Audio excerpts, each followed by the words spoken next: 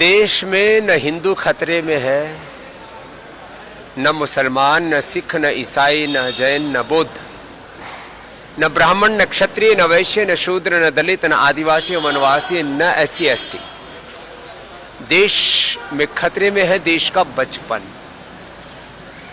देश की जवानी, देश का वर्तमान और देश का भविष्य, देश की प्रकृति, देश की संस्कृति और सभ्यता, देश की अखंडता और संप्रभुता। इसलिए मैं इस समय सबसे बड़ा कोई देश का मुद्दा मानता हूं तो ये कि देश का बचपन कैसे बचे। कुछ लोग देश का बचपन का इस्तेमाल कर रहे हैं आंदोलन में। यदि देश का बच्चा जो भी प्राइमरी स्कूल में पढ़ रहा है आप उसको आंदोलन में धकेल देंगे तो बच्चे पढ़ेगा कब? उसको पता ही नहीं कि आंदोलन क्या होता है। आपने उसको फूंक मार दी कि जा तू भी जा करके थाने का घेराव कर ले, तू भी सड़क पे उतर जा, तू भी ADM और DM का घेराव कर ले। छोटे बच्चों को आंदोलनों में नहीं धकेलना चाहिए, पूरी दुनिया में कहीं नहीं होता। आंदोलन ये अभिभावकों का उत्तरदायित्व है बच्चों के लिए, और जब बच्चे जब एडल्ट हो जाते हैं तब उनको अपने अधिकारों के लिए संघर्ष करना चाहिए और अपने कर्तव्यों के पालन के लिए भी प्रतिबद्धता उनके अंदर बढ़नी चाहिए।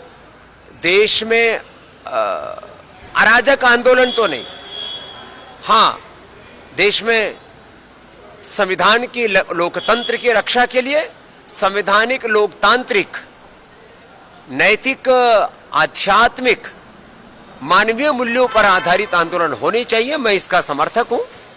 आंदोलन के नाम पर अनार्की, अराजकता भी नहीं होनी चाहिए और बच्चों का आंदोलन में इस्तेमाल नहीं होना चाहिए। हां इतना जरूर है कि देश की शिक्षा की, चिकित्सा की सही दिशा होनी चाहिए और देश की शिक्षा चिकित्सा व्यवस्था को लेकर के बहुत गहरे प्रश्न हैं, उनका समाधान होना चाहिए। और ये मैं मानता हूं कि इसमें सरकारों का भी बहुत बड़ा उत्तरदायित्व है, लेकिन इसमें यह भी मानता हूं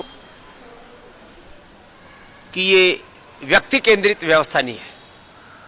किसी एक पक्ष या प्रतिपक्ष के, किसी एक व्यक्ति के सामर्थ्य की बात नहीं है कि वो पूरे देश की व्यवस्था बदल सके। इसके लिए 3 स्तर पर जागरूकता चाहिए।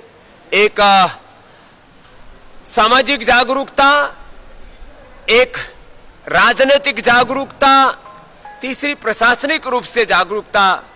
जो लोग बड़े उत्तरदायित्वों में हैं उन सबको सामूहिक रूप से समझना होगा कि देश के सामने जितने भी बड़े प्रश्न हैं, बच्चों को लेकर के, युवाओं को लेकर के, नौकरियों को लेकर के, देश के भविष्य को लेकर के, प्रकृति पर्यावरण को लेकर के, सभी दिशाओं से देश को उन्नत बनाने के लिए सभी लोगों को पुरुषार्थ करना पड़ेगा। हाँ, जब देश में ऐसे कुछ बातें दिखती हैं कि जहां लग रहा है कि बहुत अंधेर गर्दी हो रही है, वहां पर फिर लोगों में आक्रोश फूटता है और वही आक्रोश आंदोलन का रूप लेता है। और मैंने कहा मैं आंदोलन में भी अनार्की, अराजकता का समर्थक नहीं हूं, लेकिन शांतिपूर्ण आंदोलनों से तो देश की को आजादी भी मिली और जब जब भी देश में आवश्यकता होती है तब लोकतांत्रिक, संवैधानिक तरीके से आंदोलनों का हमारा संविधान ही हमें अधिकार देता है।